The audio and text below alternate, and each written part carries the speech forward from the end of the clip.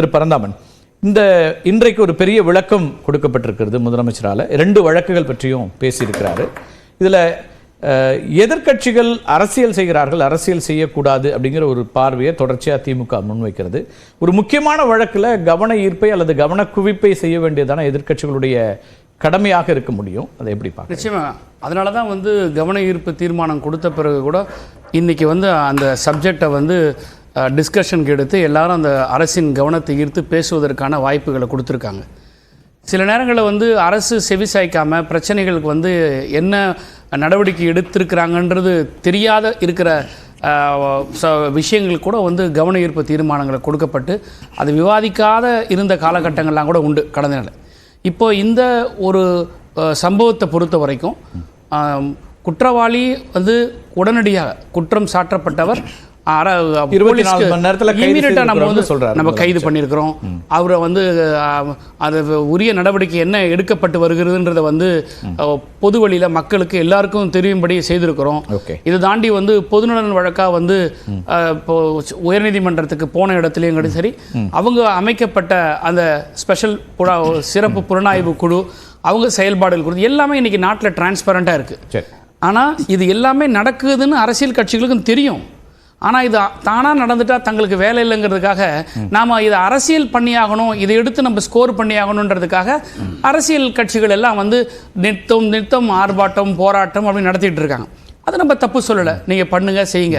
ஆனால் ஒரு investigation interrogation இருக்கக்கூடிய சப்ஜெக்டை பொருளை மையப்படுத்தி இது யாரு, இது எவங்க, நீங்கள் என்ன நடவடிக்கை எடுத்தீங்க, ஏன் முதலமைச்சர் பேச மாட்டாங்க, ஏன் அரசு பேச மாட்டேங்குது, இந்த மாதிரிலாம் பேசும்போது இது ஒரு அரசியல் கருத்துக்களாக இருந்தால் முதலமைச்சர் எதிர்வினையாற்றி அரசியல் கருத்து சொல்லலாம்.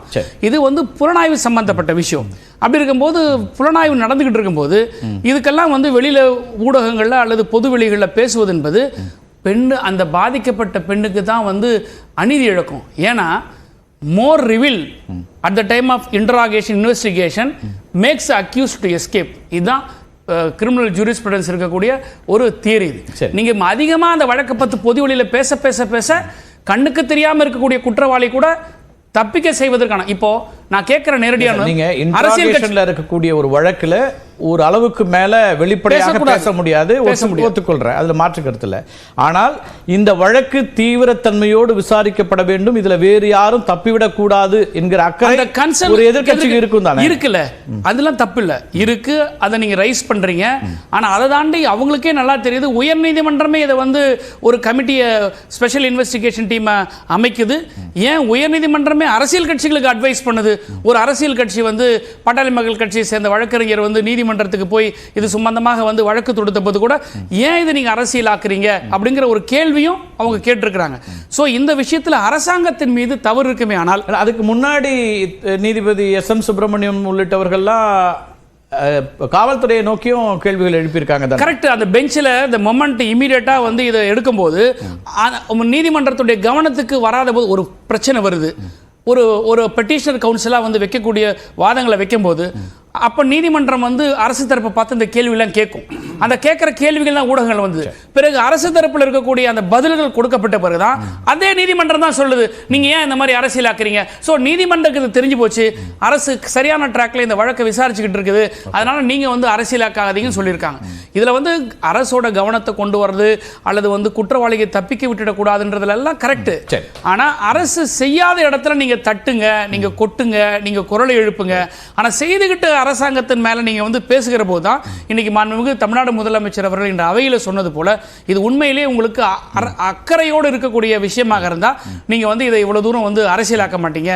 அந்த பெண்ணின் மீது பாதிக்கப்பட்ட பெண்ணின் மீது உங்களுக்கு அக்கறை இருக்குமேனா இதில் அரசியல் இருக்காதுன்றது மாண்புமிகு முதலமைச்சர் அவர்கள் இங்க தெளிவா இன்னைக்கு விளக்க உரையை கொடுத்திருக்காங்க. ஓகே, முதல் கட்ட கருத்தை எடுத்துக்கிறேன். ஏன்னா அடுத்து அவருடைய பதிலுக்கு உங்களுடைய பதில் தேவைப்படும். திருமிகு கோகுலேந்திரா, இதுல அக்கறையோடு அணுகுங்கள் அப்படிங்கிற கருத்தை முதலமைச்சர் முன்வைக்கிறாரு, திரு பரந்தாமன் முன்வைக்கிறாரு. நாங்கள் யாரையும் காப்பாற்ற முயற்சிக்கவில்லை, திமுகவை சார்ந்தவராகவே இருந்தாலும் நடவடிக்கை எடுப்போம் அப்படின்ற உறுதிமொழியை சட்டமன்றத்தில் கொடுக்குறாரு முதலமைச்சர். இப்போ அதில் உங்களுக்கு நம்பிக்கை இல்லையா அதிமுகவுக்கு? இதை எப்படி பார்க்குறீங்க, உங்களுடைய பதில்?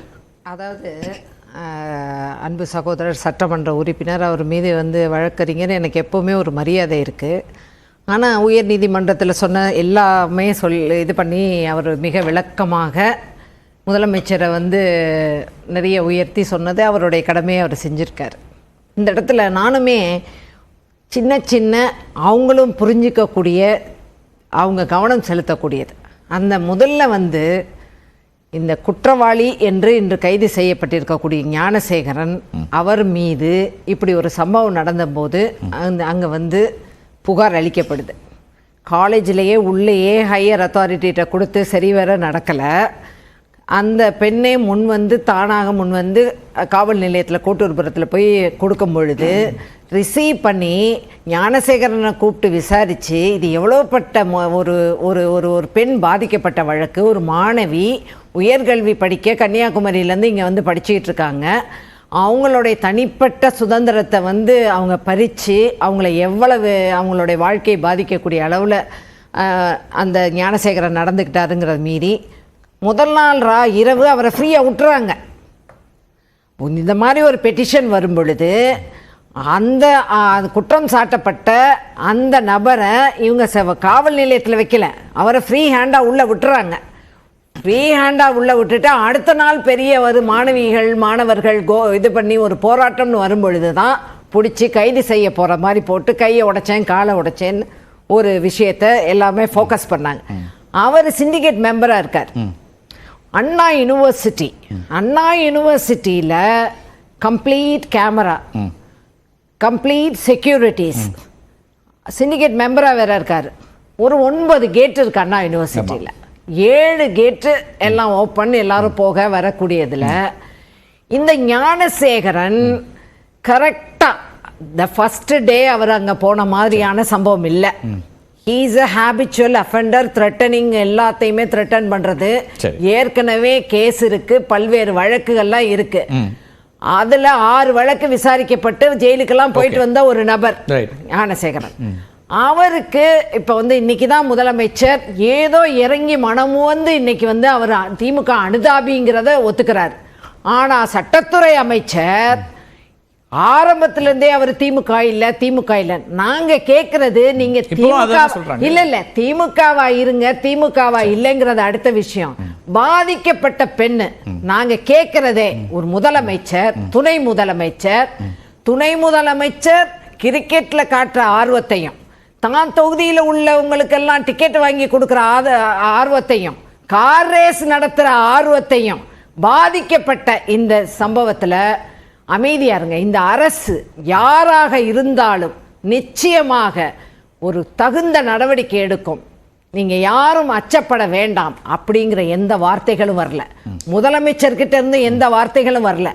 சட்டத்துறை அமைச்சரும் உயர்கல்வித்துறை அமைச்சரும் இந்த மாதிரி ஏன் போய் ஓரத்தில் உட்காந்துக்கிட்டாங்க? அப்பதான் இப்படி நடக்குதுன்னா அந்த பொண்ணு ஓரத்தில் போய் தனக்கு பிடித்த ஒரு மாணவனோடு பேசிக்கிட்டு இருக்கிறதுலையும் இவன் அண்ணன் திமுக இல்ல இந்த கோஷத்தையா நாங்க எதிர்பார்த்தோம்?